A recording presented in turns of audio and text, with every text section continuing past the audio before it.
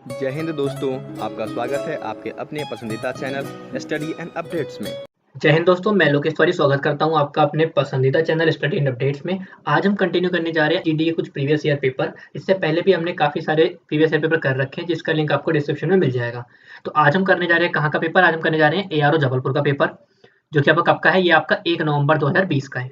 ठीक है, इसको करने के लिए आपको कुछ 60 मिनट का समय मिलता है और कुल 100 मार्क्स का पेपर होता है। तो आइए स्टार्ट करते हैं इसका पहला सेक्शन, जो कि हमारा किस चीज़ का है? जनरल नॉलेज का, यानी सामान्य ज्ञान का। तो हमारे पहले सेक्शन का पहला क्वेश्चन है, Lord Mahavira was a proponent of dash in India. भगवान महावीर भारत में डैश के प्रस्तावक थे। मतलब वो किसका प्रचार करते थे, मतलब किसके प्रस्तावक थे, प्रोपोनेंट थे? तो लॉर्ड महावीरा थे वो आपके जैनिज्म के थे, जैन धर्म के थे। ठीक है, अगर मैं आपको महावीरा के बारे में बताऊं तो ये जैन धर्म के 24वें तीर्थंकार थे। तीर्थंकार कह सकते हो जिस तरीके से जो इनको पढ़ाता था, मतलब बताता था कि आप इस तरह से फैलाओ, या इन अपने धर्म के बारे में कि क्या हमारी खूबियां हैं, क्या हमें करना चाहिए, वो सब बताते थे। ये थे इनके 24वें तीर्थंकार और आखिरी तीर्थंकार। जो इनके जैनिज्म के जो पहले तीर्थंकार थे, उनका नाम था भगवान ऋषभ देव। वो उनके पहले तीर्थंकार थे। और जो हमारे लॉर्ड महावीरा है, ये हमारे 24वें तीर्थंकार थे। ठीक है, अगर मैं जैन धर्म की बात करूँ तो ये दो संप्रदाय में बटा हुआ है, एक आपका श्वेतांबर, एक आपका दिगंबर। श्वेतांबर जो सफेद कपड़ों में विश्वास रखते हैं, सफेद कपड़े पहनते हैं, और दिगंबर जो कपड़े नहीं पहनते, एक तरीके से वो होते हैं। तो इसका आंसर क्या है आपका? डी, जैन धर्म इसका आंसर हो गया। आइए बढ़ते हैं हमारे सेकंड क्वेश्चन तरफ, जो कि है हमारा, Aryabhata one of the famous mathematician from India was born in. Aryabhata जो भारत के प्रसिद्ध गणितज्ञों में से एक है, उनका जन्म कहाँ हुआ था भारत में? तो उनका जन्म जो हुआ था वो था बिहार में। अब मैं इसको कैसे बताऊँ बिहार में? तो इनका जन्म कुसुमपुर में हुआ था। कहाँ हुआ था इनका जन्म? कुसुमपुर में। कुसुमपुर प्राचीन काल में जो आपके बिहार की राजधानी पटना, उसका पुराना नाम था। तो कैसे हुआ इनका आंसर? इसका आंसर हुआ बिहार में इनका जन्म हुआ था। हमारी जो पहली सैटेलाइट जो लॉन्च हुई थी, वो भी आर्यभट्ट के नाम पे ही थी। इसका आंसर क्या है? बी, बिहार इसका आंसर हो गया। आइए बढ़ते हैं हमारे तीसरे क्वेश्चन तरफ, जो कि हमारा, the other name of Yarlung Tsangpo river in India is. Bharat में यारलुंग तांगपो नदी का दूसरा नाम क्या है? तो ये किसका दूसरा नाम है? ये है आपका ब्रह्मपुत्र नदी का नाम। ब्रह्मपुत्र नदी के बारे में बताऊं तो ये तिब्बत, भारत और बांग्लादेश, इन तीन देशों से होते हुए गुजरती है और जाके बंगाली खाड़ी में गिर जाती है। यह तिब्बत के पुरंग जिले में स्थित मानसरोवर झील से निकलती है। और जब ये निकलती है तिब्बत से, तो वहां पे इसका नाम यारलंग तांग्सपो है, इसलिए ये सब दूसरा नाम है। तो मैं अगर आपको बताऊं कि कहाँ से ये निकलती, कहाँ से ये निकलती, आपकी तिब्बत से है। फिर तिब्बत के बाद ये बहती हुई इंडिया में आती है। कहाँ से आती है? अरुणाचल प्रदेश से आती है, अरुणाचल प्रदेश से एंटर करती है। और उसके बाद फिर बहते हुए ये बांग्लादेश में जाती है, और फिर उसके सहारे अपना ये बंगाली खाड़ी में गिर जाती है। ठीक है, बे ऑफ बंगाल में। तो ये किसका नाम है? ये ब्रह्मपुत्र। इसका आंसर क्या है? सी, ब्रह्मपुत्र इसका आंसर हो गया। आइए बढ़ते हैं हमारे चौथे क्वेश्चन तरफ, जो कि है हमारा, the Tropic of Cancer passes through dash states in India. कर्क रेखा भारत में डैश राज्यों से होकर गुजरती है। सबसे इंपॉर्टेंट क्वेश्चन जो मैक्सिमम पेपर्स में क्वेश्चन में आ ही जाता है, जैसा कि एक छोड़े एक पेपर में आपको मिल ही जाएगा ये क्वेश्चन।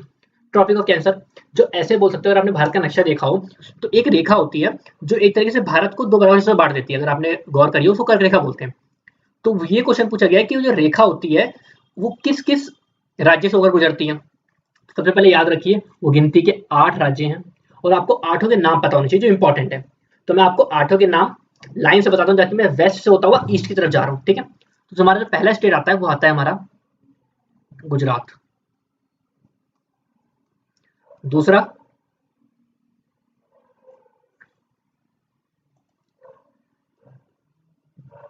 राजस्थान।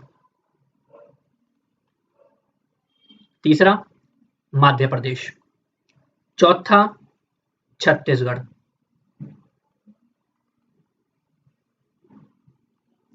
फिर झारखंड। झारखंड के बाद वेस्ट बंगाल, पश्चिम बंगाल, त्रिपुरा, और लास्ट में मिजोरम। ये 8 वो राज्य हैं जिन राज्यों से कर्क रेखा गुजरती है। गुजरात, राजस्थान, मध्य प्रदेश, छत्तीसगढ़, झारखंड, पश्चिम बंगाल, त्रिपुरा, मिजोरम। तो इसका आंसर क्या है? ए, 8 इसका आंसर हो गया। आइए बढ़ते हैं हमारे पांचवें क्वेश्चन तरफ, जो कि हमारा, the largest petroleum refinery in India owned by Reliance is located in. Reliance के स्वामित्व वाली भारत की सबसे बड़ी पेट्रोलियम रिफाइनरी कहाँ पे स्थित है? ये आपके जामनगर में स्थित है। ये कब शुरू हुई थी? ये 14 जुलाई 1999 में शुरू हुई थी। और जब इस किस उससे शुरू हुई थी? 668,000 बैरल पर डे की क्षमता से शुरू हुई थी। ठीक है, ये कितने एरिया में फैली हुई है? ये 7500 एकड़ में फैली हुई है।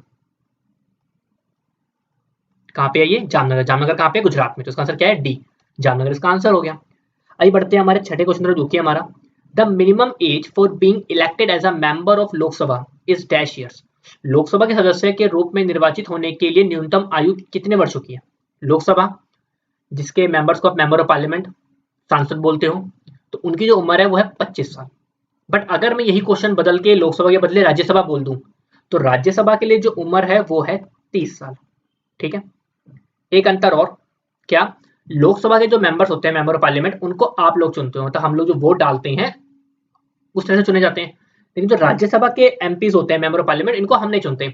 इनमें से कुछ तो इलेक्शन के थ्रू आते हैं, जिनका इलेक्शन अंदर से होता है, मतलब हमारे जो एमएलए एमपीज होते हैं वो वोट डालते हैं, और कुछ को जो हमारे राष्ट्रपति या प्रेसिडेंट वो नॉमिनेट करता है। ठीक है, तो लोकसभा के लिए कितनी मिनिमम एज है? 25 साल, और राज्यसभा के लिए 30। तो इसका आंसर क्या है हमारा? सी, 25 साल इसका आंसर हो गया। आइए बढ़ते हैं हमारे सातवें क्वेश्चन पर, जो कि हमारा at present the total number of members in the Rajya Sabha is. वर्तमान में राज्यसभा में सदस्यों की कुल संख्या कितनी है? सबसे पहले मैं जिस तरह बताता हूँ, हमारे यहाँ पे दो तरह के हाउस होते हैं। पार्लियामेंट को दो हाउस में बांटा जाता है, एक होता है अपर हाउस, एक होता है लोअर हाउस। अपर हाउस उच्च सदन, जो कि आपका राज्यसभा है, और जो आपका लोअर हाउस है माने नीचे वाला सदन, उसको बोलते हैं लोकसभा। ठीक है, यहाँ पूछा गया है जो राज्यसभा है इसमें अभी वर्तमान में कितने हैं? तो 250 इसकी मैक्सिमम स्ट्रेंथ है। ठीक है, और अगर मैं बात करूं अभी प्रेजेंट में कितने हैं, तो वो हैं आपके 245 करेंट। ठीक है, इतने मेंबर्स हैं। अब 250 में से 238 मेंबर्स, अगर मैं आपको एक और डिवीजन बताऊं, तो 250 में से जो 238 मेंबर्स हैं, ये तो आपके वेरियस स्टेट्स और यूनियन टेरिटरी से चुन के आते हैं। ठीक है, स्टेट्स एंड यूनियन टेरिटरी से चुन के आते हैं, और जो 12 बच गए इनको प्रेसिडेंट नॉमिनेट करते हैं। ठीक है, ये नॉमिनेट होते हैं प्रेसिडेंट के थ्रू।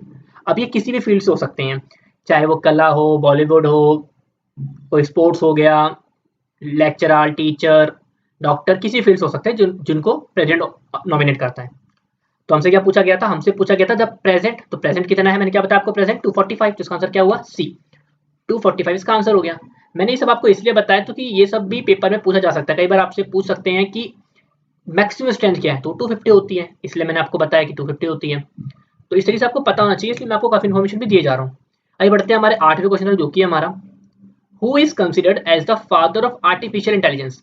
आर्टिफिशियल इंटेलिजेंस का जनक किसे माना जाता है? पहली बात तो आर्टिफिशियल इंटेलिजेंस क्या होता है?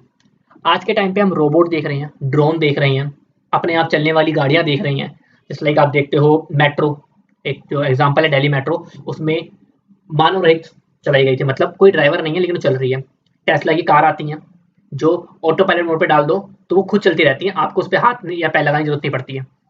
तो ये किसके थ्रू हो पा रहा है? ये आर्टिफिशियल इंटेलिजेंस के थ्रू हो पा रहा है, जिसको आप शॉर्ट में एआई बोलते हो। ठीक है, हर चीज में एआई का रोल बहुत ज्यादा बढ़ गया है, चाहे वो डिफेंस हो, चाहे वो स्पोर्ट्स हो, चाहे वो टेक्नोलॉजी हो, सब में बढ़ गया है। अब किसको इसका जनक कहा जाता है, किसने इसकी शुरुआत करी थी? तो वो है आपके जॉन मैककार्थी। ठीक है, इसको इसका जनक कहा जाता है। एआई इससे और क्या मीन होता है?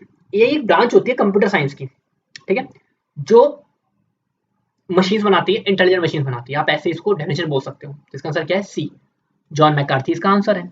आइए बढ़ते हैं हमारे 9वें क्वेश्चन पर, जो कि हमारा the council of minister who served in the court of Shivaji is named as. Shivaji के दरबार में सेवा करने वाली मंत्री परिषद का नाम, वो थे आपके अष्ट प्रधान। मतलब शिवाजी की जो उनका मिनिस्टर्स थे जो उनको सर्व करते थे, उनको अष्ट प्रधान बोलते थे, मतलब ये 8 मेंबर थे।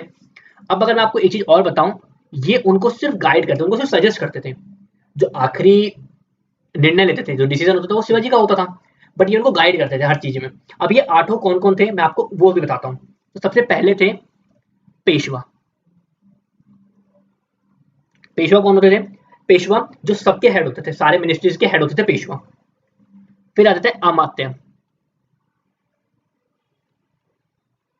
ये इनके फाइनेंस मिनिस्टर बोल लो, जो भाई फाइनेंस कर वगैरह देखा करते थे।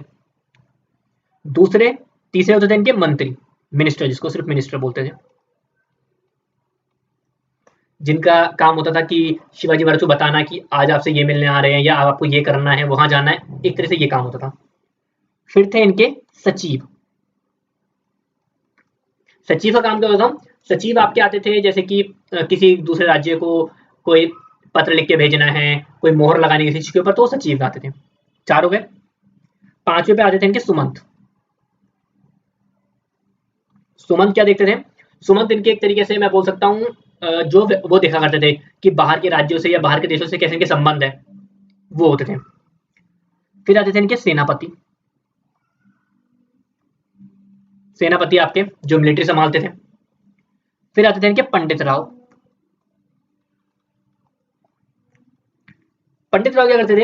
ये देखा करते थे कि दान कितना आया है, दान कितना करना है, ये सब देखा करते थे। और आखिरी थे इनके न्यायाधीश, जिनका क्या होता था, कानूनी मामलों के निर्णायक होते थे। ये कानूनी मामलों में सलाह दिया करते थे। तो ये उनके 8 काउंसिल ऑफ मिनिस्टर थे, जिसको आप अष्ट प्रधान बोलते हैं। इसका आंसर क्या है? बी, अष्ट प्रधान इसका आंसर हो गया। आइए बढ़ते हैं हमारे 10वें क्वेश्चन, जो कि हमारा सत्यमेव जयते वाज फर्स्ट रेसिस्टेड बाय। सत्यमेव जयते का पाठ सर्वप्रथम किसने लिया था? ये किया था आपके मदन मोहन मालवीय जी ने। सत्यमेव जयते का मतलब क्या होता है? इसका मतलब होता है ट्रुथ ऑलवेज विन, सत्य की हमेशा जीत होती है। ठीक, सत्यमेव जयते का मतलब क्या होता है, लिख के बताता हूं आपको। ट्रुथ ऑलवेज विन, सत्य की हमेशा जीत होती है। हम कहते हैं ना कि कभी भी आप कितना भी झूठ बोल लो, एक ना एक बार सच सामने आ ही जाता है। तो वही चीज है। सत्यमेव जयते आपका जो हमारा नेशनल एम्बलम है, उसके नीचे भी लिखा हुआ है हिंदी देवनागरी लिपि में। कहाँ से लिया था सत्यमेव जयते? ये अशोका स्तंभ से लिया गया था। ठीक है, तो इसका आंसर क्या है? डी, मदन मोहन मालवीय जी ने पहली बार इसका मतलब पहली बार इसका नाम लिया था। आगे बढ़ते हैं हमारे 11वें क्वेश्चन, जो कि हमारा which of these following islands have an active volcano. निम्नलिखित में से किस द्वीप में सक्रिय ज्वालामुखी है? लक्षद्वीप, अंडमान आइसलैंड, दीव, दमन। अंडमान आइसलैंड में एक्टिव आइसलैंड है, जिसका नाम है बैरन आइसलैंड। ये आपके बैरन नाम का वॉल्केनो भी और ये बैरन आइसलैंड में भी है, जो कि आपके अंडमान निकोबार द्वीप समूह में पाया जाता है। ठीक है, इंडिया का ये इकलौता एक्टिव वॉल्केनो है। ठीक है, तो इसका आंसर क्या है हमारा? बी, अंडमान निकोबार इसका आंसर हो गया। आगे बढ़ते हैं हमारे 12वें क्वेश्चन, जो कि हमारा which of these institute is responsible for procuring and stocking food grains. खाद्यान्नों की खरीद और भंडारण के लिए इनमें से कौन सा संस्थान जिम्मेदार है? वो है आपका FSSAI। पहली बात तो इस FSSAI की फुल फॉर्म क्या होती है, मैं आपको लिख के दिखाता हूँ। फूड सेफ्टी एंड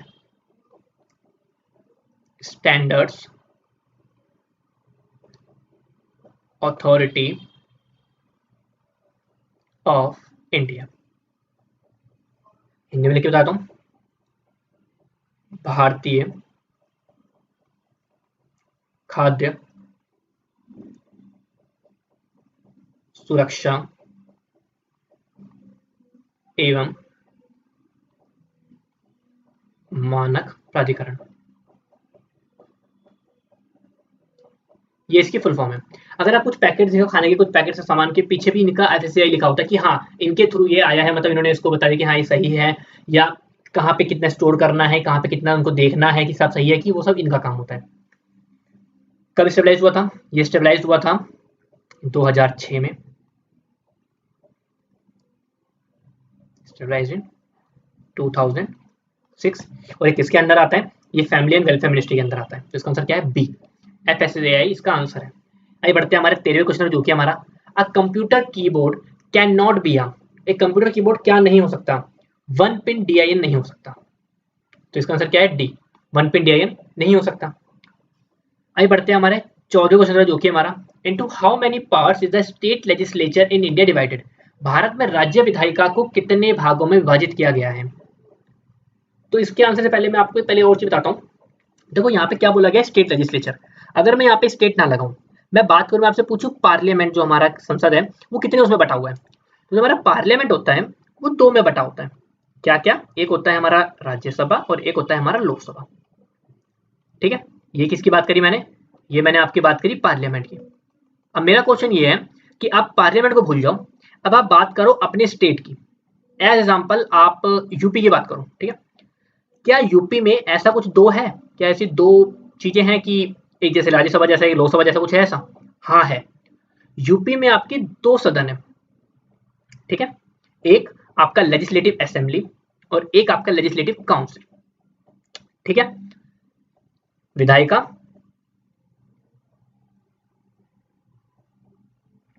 अब क्या हर स्टेट में ऐसा है? नहीं।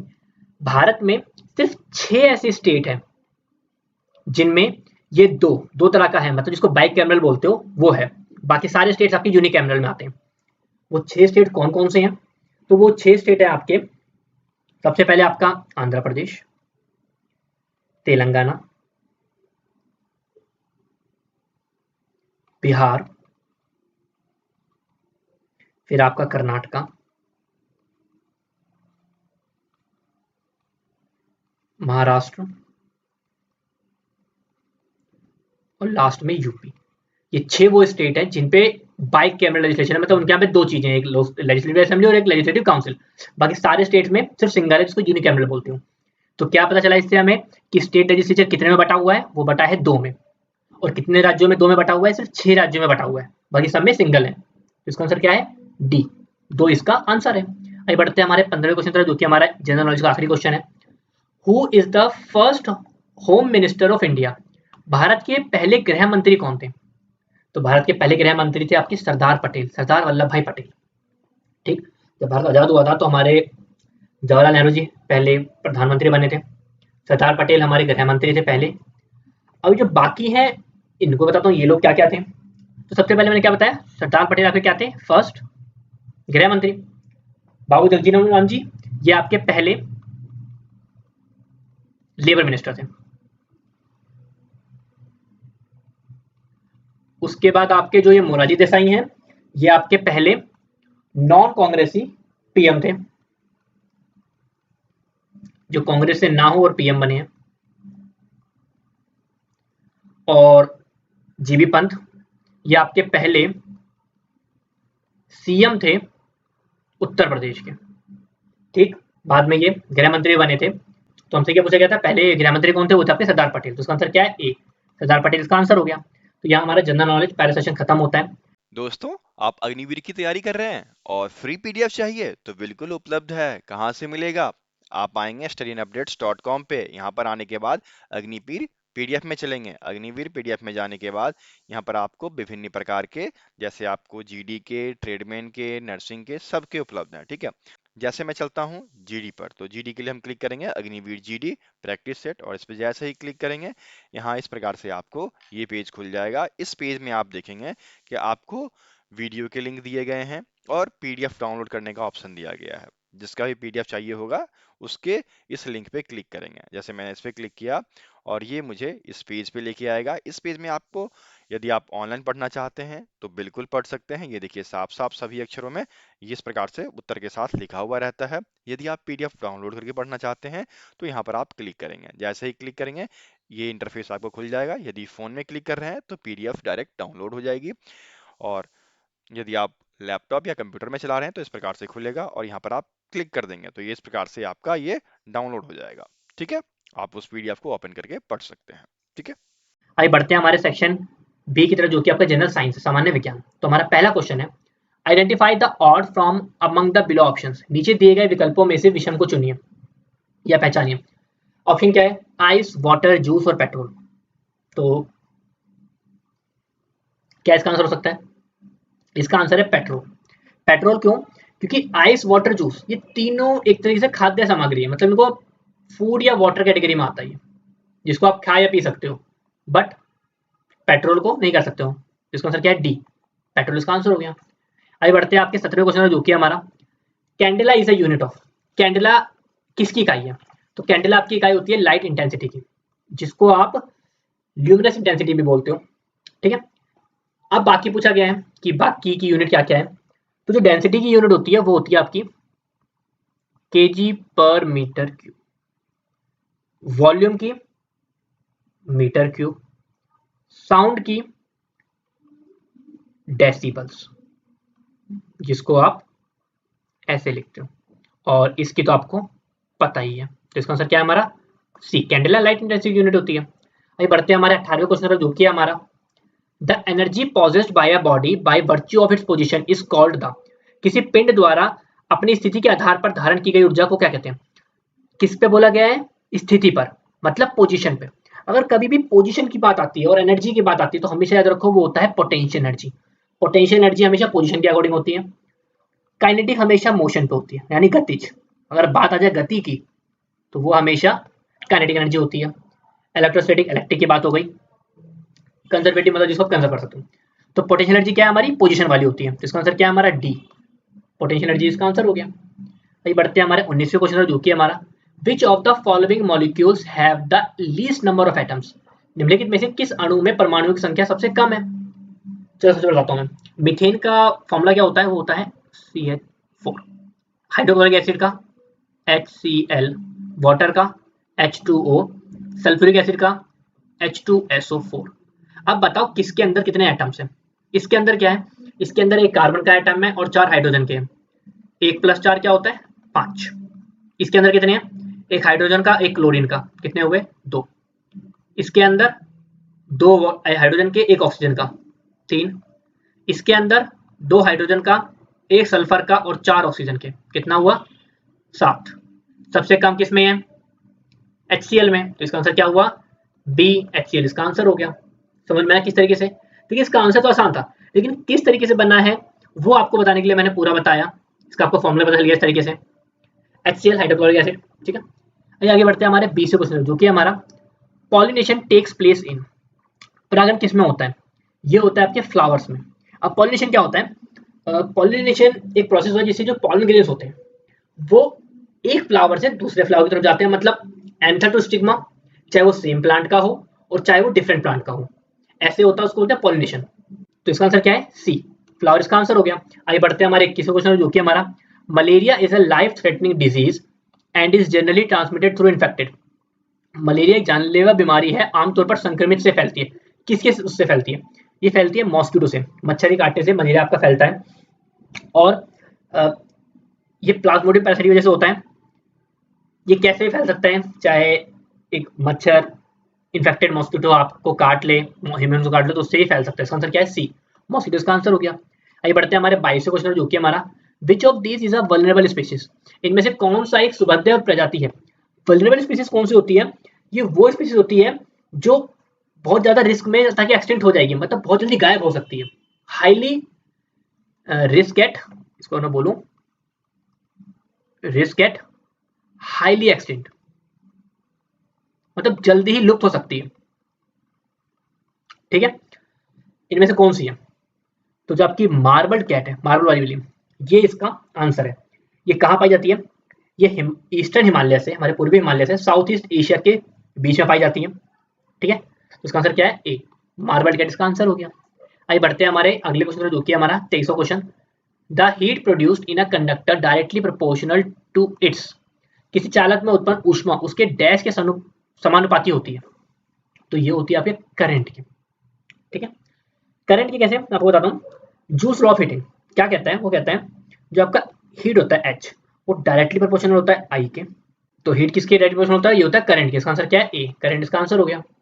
आइए बढ़ते हैं हमारे 24वें क्वेश्चन जो कि हमारा what does the galvanometer measure, galvanometer क्या मापता है? गैल्वेनोमीटर आपका इलेक्ट्रिक करंट मापता है। ये जैसे आप मैं आपको बताऊं, अगर आपको वोल्टेज नापना है तो आप इस्तेमाल करोगे वोल्टमीटर। किसके लिए? वोल्टेज के लिए। करंट नापना है तो एक तरीका और है एमीटर, जिसपे ए बी ऐसे लिखा होता है। ये जो गैल्वेनोमीटर होता है वो मिनिमम से मिनिमम करंट भी मेजर कर सकता है, जिसपे ऐसा कुछ नहीं लिखा होता।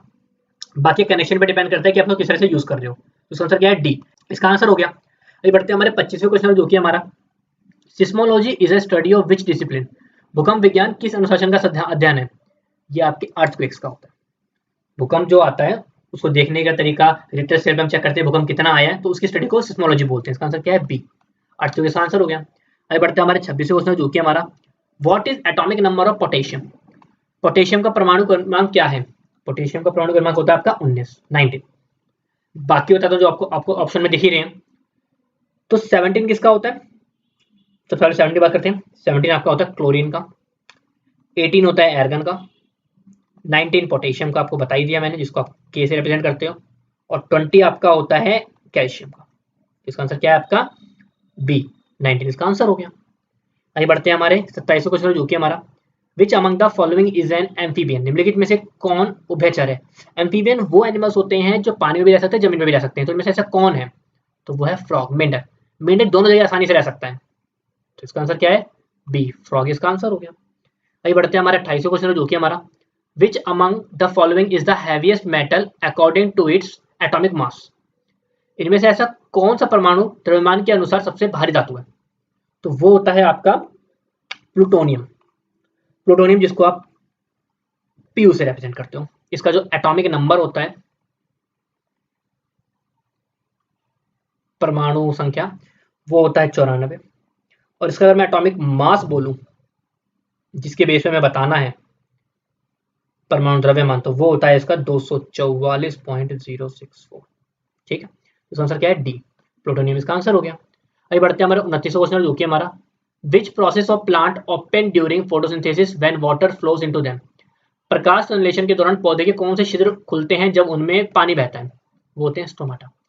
स्टोमाटा छोटे छोटे पोर्स होते हैं जिसके थ्रू गैसेस भी पास होती है, और इसका मेन फंक्शन ट्रांसपिरेशन भी होता है। ट्रांसपिरेशन क्या होता है? जो पानी अब जब प्लांट्स इवापोरेशन करता है उसको ट्रांसपिरेशन बोलते हैं। तो स्टोमाटा ही होता है जिसके थ्रू ये चीजें होती हैं। तो इसका आंसर क्या है आपका? बी, स्टोमाटा इसका आंसर हो गया। आइए बढ़ते हैं 30 क्वेश्चन, जो कि हमारा which of the following forces is always attractive. निम्नलिखित में से कौन सा बल हमेशा आकर्षक होता है? ये होता है ग्रेविटेशनल फोर्स। ग्रेविटेशनल फोर्स क्या होता है? गुरुत्वाकर्षण बल। आप हवा में हो या आप कोई भी चीज हवा में फेंको, आप अपनी बॉल को ऊपर फेंको, क्या होगा? बॉल अपने आप नीचे आएगी। क्यों? ग्रेविटेशनल फोर्स बहुत जल्दी लगता है, किसी भी चीज के ऊपर लगता है। कोई भी चीज आप हवा में फेंकोगे अपने आप नीचे आएगी। क्यों? ग्रेविटेशनल फोर्स, हमारे अर्थ पे ग्रेविटेशन है। इसका आंसर क्या है? बी, ग्रेविटेशनल फोर्स का आंसर हो गया। तो यहाँ हमारा सेक्शन बी खत्म होता है। आइए बढ़ते हैं हमारे सेक्शन सी की तरफ, जो कि आपका कौन सा है? मैथमेटिक्स। तो हमारा सेक्शन सी का पहला क्वेश्चन है cost price of an article is Rs 200 if it is sold for Rs 198 then find the loss percentage. एक वस्तु का क्रय मूल्य 200 है, लिख के दिखा देता हूँ। सीपी हुआ 200, फिर बोला इससे 198 रुपए में बेचा जाता है, मतलब एसपी वो हो गया आपका 198। फिर बोला लॉस परसेंटेज निकालना है। सबसे पहले निकालो लॉस, वो क्या होता है? CP minus SP. 200 में से 198 तो कितना आंसर आएगा? 2। अब निकालते हैं लॉस परसेंटेज, जिसका फॉर्मूला होता है लॉस अपॉन सीपी इंटू पे 100। चलो, लॉस कितना है? 2, सीपी कितना है? 200 मल्टीप्लाई 100, ये कटा 2 कम 2, 2 कम 2, कितना आंसर आया? 1%। तो किसका आंसर क्या है? बी, 1% इसका आंसर हो गया। आगे बढ़ते हैं हमारे अगले क्वेश्चन, जो कि हमारा find the value of 249 square minus 248 square. तो इसको करने का तरीका होता है a square minus b square. अगर आप निकालना चाहो 249 को 249 से मल्टीप्लाई करो, फिर 248 को 248 से करो, माइनस करो, बहुत लंबा पड़ता है। सिंपल है, a square minus b square. Formula क्या होता है? ए प्लस बी और a minus b. A plus b का मतलब 249 प्लस में 248, ठीक, और 249 माइनस में 248। इसका आंसर आएगा 497 और इसका आंसर आएगा 1। तो कितना आंसर आ गया? 497 इसका आंसर हो गया, मतलब इसका आंसर हो गया सी, सी इसका आंसर हो गया। अभी बढ़ते हैं हमारे 33वें क्वेश्चन, जो कि हमारा सॉल्व करना है किसको? x प्लस 2 के स्क्वायर को। यहां लगेगा a प्लस बी का स्क्वायर, ए स्क्वायर प्लस में 2ab प्लस में बी स्क्वायर। फॉर्मूला याद है? वैल्यू पुट करते हैं। a माने एक्स स्क्वायर प्लस में 2 इंटू एक्स इंटू 2 प्लस में 2 का स्क्वायर, एक्स स्क्वायर प्लस में 4x प्लस में 4। क्या मैच कर गया आंसर? डी, तो डी इसका आंसर हो गया। आगे बढ़ते हैं हमारे अगले क्वेश्चन, जो कि हमारा फाइंड द सम ऑफ, सम निकालना है 1/2 प्लस 1/3 प्लस 1/4। एलसीएम लेके सॉल्व करते हैं। 4, 3 और 2 का एलसीएम आएगा आपका 12। 2 के बारे में 12 होता है 6 बार में, 3 के पहाड़े में 12 4 बार में, 4 के पहाड़े में 12 3 बार में। तो कितना आंसर आया है? 6 4 10 3 13/12। तो इसका आंसर क्या हुआ? सॉरी, यहाँ पे एक मिस्टेक है। यहाँ पे ये 12/12 नहीं, यहाँ पे ये 13/12 है। ठीक कर लीजिएगा प्लीज, शायद राइटिंग टीम से मिस्टेक हो गई होगी। तो इसका आंसर क्या है? डी, 13/12 इसका आंसर हो गया। आगे बढ़ते हैं हमारे 35वें क्वेश्चन, जो कि हमारा सॉल्व 11/15 को माइनस करना है 7/15 से। सिंपल सा क्वेश्चन है। डेनोमिनेटर सेम है तो सिंपल सी बात है, दोनों को एक लिखो और माइनस कर दो। कितना आंसर आया? 4/15। क्या आंसर हुआ इसका? बी। 4/15 इसका आंसर हो गया। आइए बढ़ते हैं हमारे अगले क्वेश्चन जो कि हमारा right the ratio of 24:44 in the simplest form. इसको सरलतम रूप में लिखना है। 24/44 कटिंग करते हैं। 4 11 या 44, 4 6 24। क्या आंसर आया? 6/11 मतलब 6:11। क्या आंसर है? डी। इसका आंसर हो गया। ये बढ़ते हैं हमारे अगले क्वेश्चन जो कि हमारा in a cricket team the average age of 11 players and the coach is 18 years. If the age of coach is not considered, then the average is decreases by 1 year. Find the age of coach. एक cricket team में 11 खिलाड़ियों और coach की औसत आयु 18 वर्ष है। यदि कोच की आयु पर विचार नहीं किया जाता तो औसत 1 वर्ष कम हो जाता है। तो कोच की आयु ज्ञात करनी है। सबसे पहले 11 प्लेयर्स और कोच को जोड़कर जो उनकी एवरेज एज है वो कितनी है? 18 साल। तो age of coach with 11 players, ठीक है, मतलब 12 लोग ये हो गए और कितनी एवरेज है? 18। तो इनका आंसर कितना आएगा? ये आएगा आपका 216 साल। ठीक। अब बोला गया है कि एज को मत गिनो, कोच को मत गिनो। अब बोला गया है कोच को मत गिनो, तो क्या बना? फिर हम निकालते हैं टोटल एज ऑफ 11 प्लेयर्स। तो वो क्या होगा? वो होगा आपका, इन्होंने बोला एवरेज एज में से एक कम हो जाएगा। तो एवरेज कितनी थी? 18। अब 18 में से एक कम कर दो और इसको मल्टीप्लाई कर दो 11 से, माने 17 गुना 11 क्या बनेगा? ये बनेगा 187 साल। हमसे क्या पूछा गया है? हमसे पूछा गया है एज ऑफ कोच। देखो 12 बंदों की एज थी 216, 11 बंदों की 187, बचा कौन? कोच। तो एज ऑफ कोच निकालने के लिए आपको सिंपल कुछ नहीं करना है, 216 में से 187 माइनस करना है। आपका जो आंसर आएगा वो आएगा आपका 29 साल। तो सी 29 ईयर्स इसका आंसर हो गया। आगे बढ़ते हैं हमारे अगले क्वेश्चन पर जो कि हमारा 2 number are in the ratio 2:3। If 5 is added to each number the ratio becomes 5:7। Find the biggest number. दो संख्याएं 2:3 के अनुपात में है। यदि प्रत्येक संख्या में 5 जोड़ दिया जाए तो अनुपात 5:7 हो जाता है। सबसे बड़ी संख्या ज्ञात कीजिए। पहली बात तो दो नंबर 2:3 है तो 2x 3x। क्या बोला? अगर 5 जोड़ दो दोनों में तो अनुपात क्या बन जाएगा? 5/7। क्रॉस मल्टीप्लाई 7 2 जा 14x, 7 5 जा 35, 5 3 जा 15x प्लस में 25। करते हैं solve. 15x minus 14x, 35 minus 25, x equal to 10। ठीक है, पुट करते हैं। 2x बराबर 2 गुना 10 मतलब हो गया 20 साल और 3x मतलब 3 गुना 10 बराबर हो गया 30 साल। बड़ा बताना है तो 30। इसका आंसर क्या है? डी 30 इसका आंसर हो गया। ये बढ़ते हैं हमारे अगले क्वेश्चन जो कि हमारा in a rectangle the base is 12 centimetre and height is 5 centimetre. What will be the area of rectangle? आपको पता होना चाहिए कि रेक्टेंगल में दो चीज होती है, एक होती है एल, एक होती है बी। यहाँ पे हाइट लिखा तो कंफ्यूज नहीं होना, उसका मतलब लेंथ ही है, मतलब 5, ब्रेथ होगी 12। क्या बोला गया है? एरिया ऑफ रेक्टेंगल निकालना है। तो एरिया क्या होता है रेक्टेंगल का? वो होता है एल इंटू बी, यानी 5 गुना 12 मतलब 12 पंचे 60। क्या ये सेंटीमीटर? तो सेंटीमीटर स्क्वायर इसका आंसर हो गया। याद रखिएगा इस एरिया में हमेशा स्क्वायर लगता है। इसका आंसर क्या है? डी 60 इसका आंसर हो गया। आगे बढ़ते हैं हमारे 40वां क्वेश्चन जो कि हमारा 2 cubes have volumes in the ratio 1:27. Find the ratio of their surface areas. दो घनों के आयतन 1:27 है, उनके पृष्ठीय क्षेत्रफलों का अनुपात ज्ञात करना है। पहली बात तो वॉल्यूम बता रखा है, वॉल्यूम 1 वॉल्यूम 2 कितना है? 1:27। क्यूब का वॉल्यूम का फॉर्मूला क्या होता है? वॉल्यूम ऑफ क्यूब क्या होता है? वो होता है ए क्यूब, मतलब A1 का क्यूब और यहाँ पे आएगा A2 का क्यूब। कितना है? 1/27। तो इसको ऐसे बोल सकते हो A1/A2 का होल क्यूब।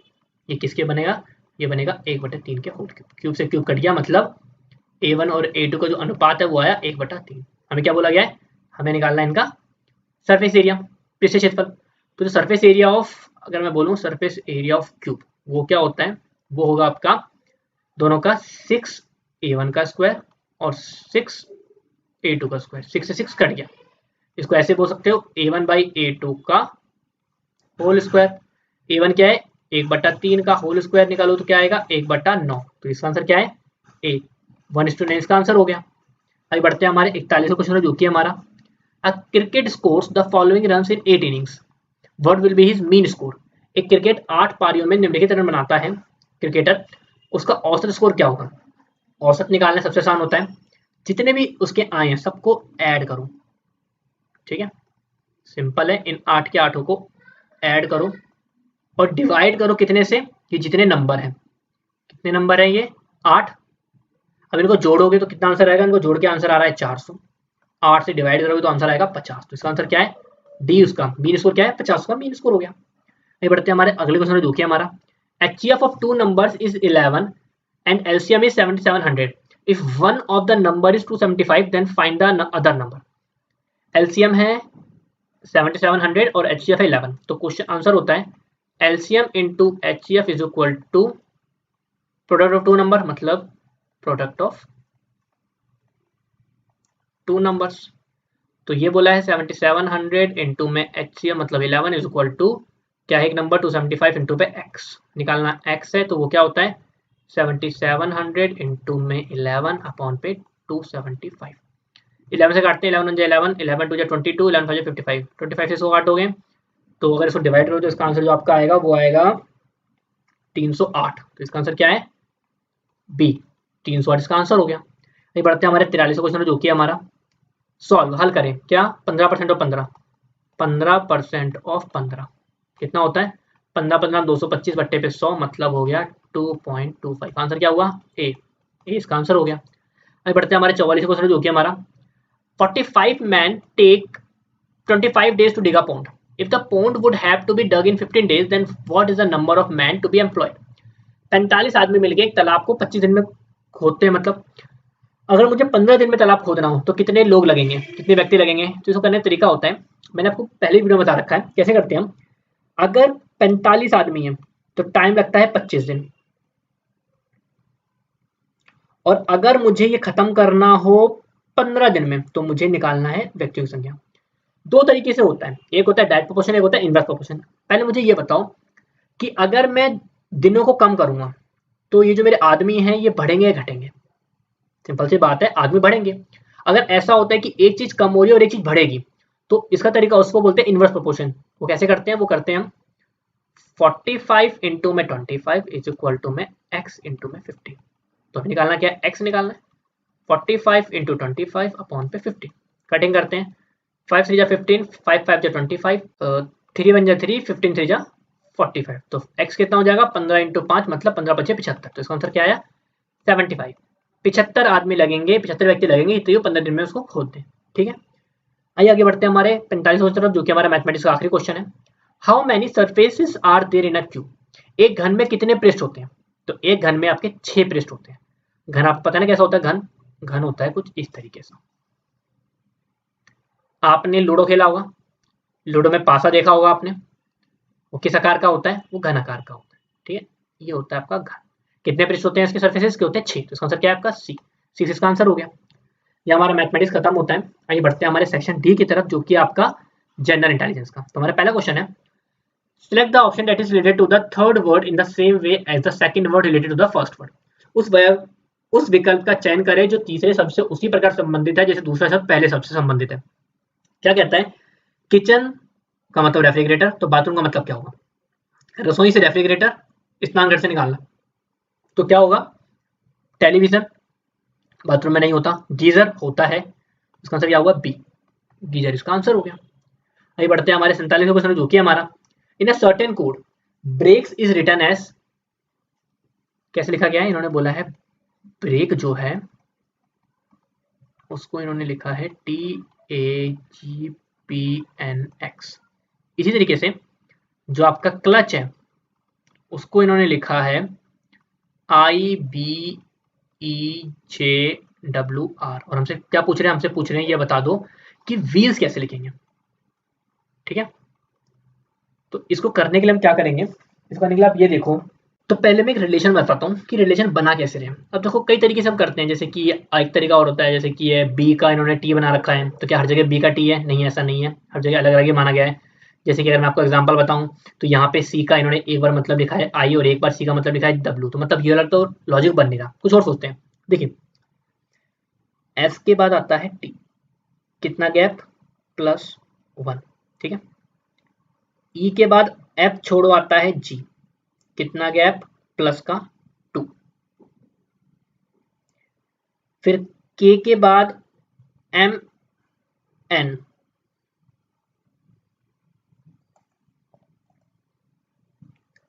फिर k के बाद l m फिर n, मतलब कितने गैप आया, यहां आया प्लस t। इसी तरीके से अब आ जाओ आप a पे, ठीक है। a मतलब क्या हुआ, a का मतलब हुआ x से, मतलब -3। इसी तरीके से r का मतलब हुआ p से, बीच में q होता है, pqr मतलब -2। तो b का मतलब किससे हुआ, b का मतलब हुआ a से, जिसका मतलब आया -1। थोड़ा कंफ्यूजिंग होगा, दोबारा समझिए। h का मतलब i से, मतलब अगला नंबर है, एक ही नंबर के बाद है, समझ में आ गया। c को देखते हैं, c का मतलब e से, मतलब बीच में d है, दूसरे नंबर पे आएगा, समझ में आया, दूसरे नंबर पे। t को देखते हैं, t से बनाएंगे हम w को, t u v w, तो मतलब बीच में 2 है, मतलब प्लस का 3 हुआ। इसी तरीके से अब मैं u को जोड़ूंगा किससे, r से। u को अगर आप r से जोड़ने जाओगे तो क्या बना, r s t, बीच में आया st, मतलब 2, मतलब यहाँ पे -3 हुआ। इसी तरीके से अगर आप l को बनाओगे तो l बनाओगे आप j से, वो हुआ आपका m n o p j k l, बीच में k आया, मतलब में -2। इसी तरीके से c का बनाओगे आप b से, तो क्या बना, -1। तो क्या हुआ, ये समझ में आया, पहले +1 का गैप, फिर +2 का गैप, फिर +3 का गैप, -3 का गैप, -2 का गैप, -1 का गैप। इस तरीके से व्हील्स का बनाते हैं। चलिए देखते हैं। s के बाद एक का गैप लेकर t +1, ठीक है।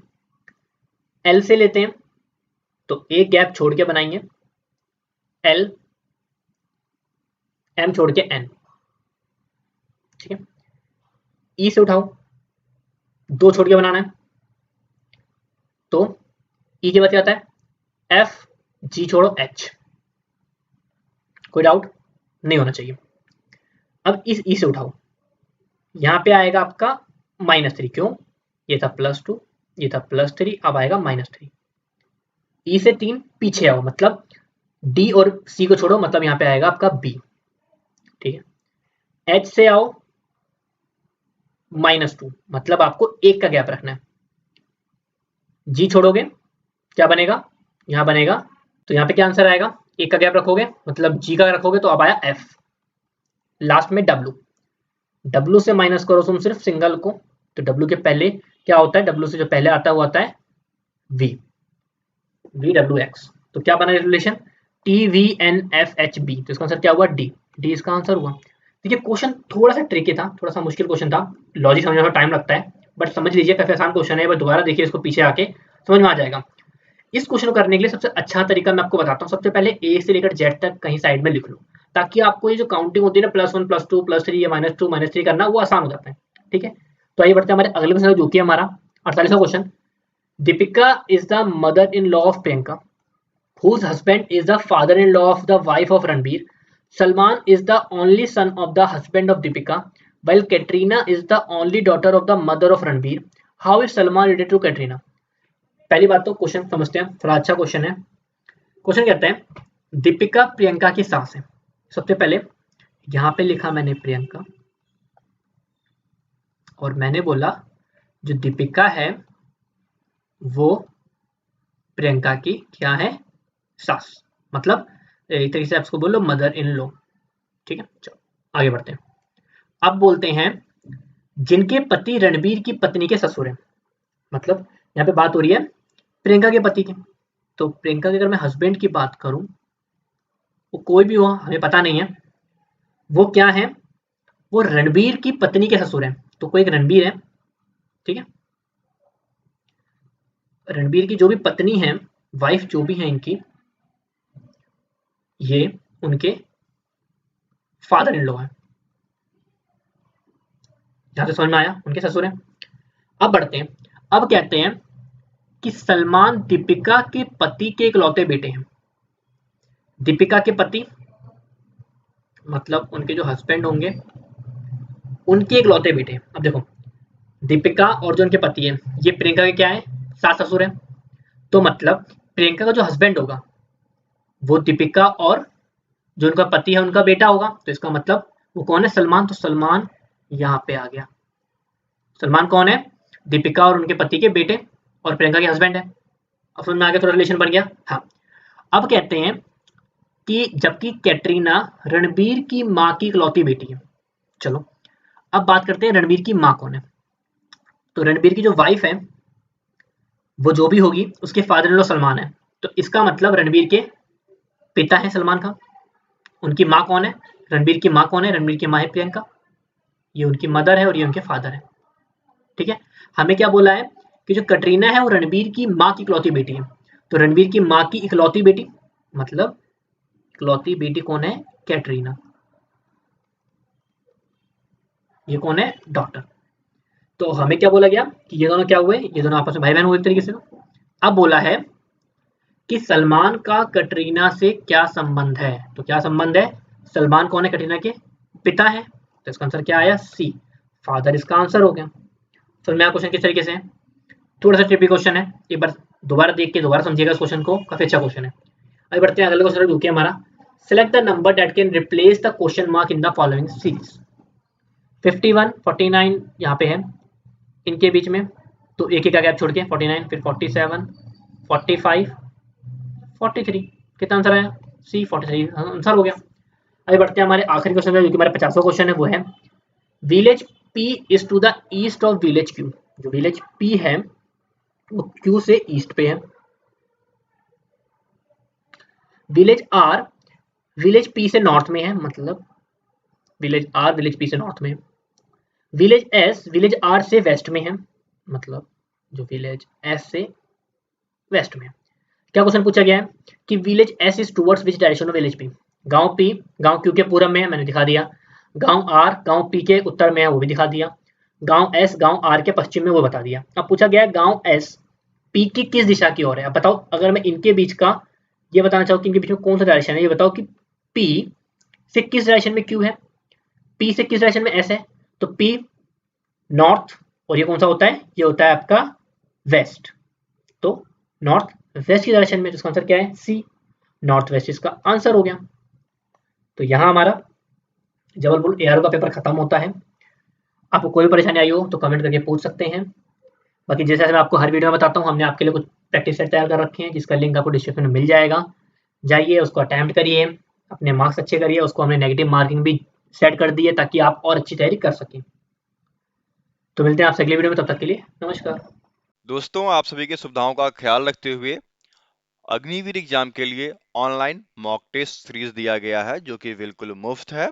और वहां पर जाने के लिए आप studyupdates.in पे आएंगे।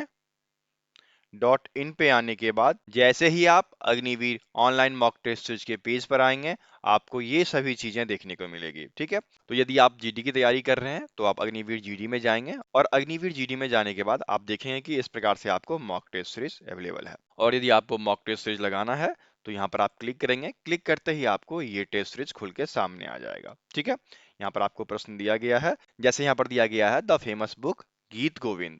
तो गीत गोविंद जो है जयदेव के द्वारा लिखा गया था, तो मैंने जयदेव पे क्लिक कर दिया। ठीक है, अब जैसे यहाँ पर दिया गया है where is the headquarter of United Nation, संयुक्त राष्ट्र का मुख्यालय कहाँ है, तो पहले जेनेवा था, फिर बाद में न्यूयॉर्क हो गया, न्यूयॉर्क।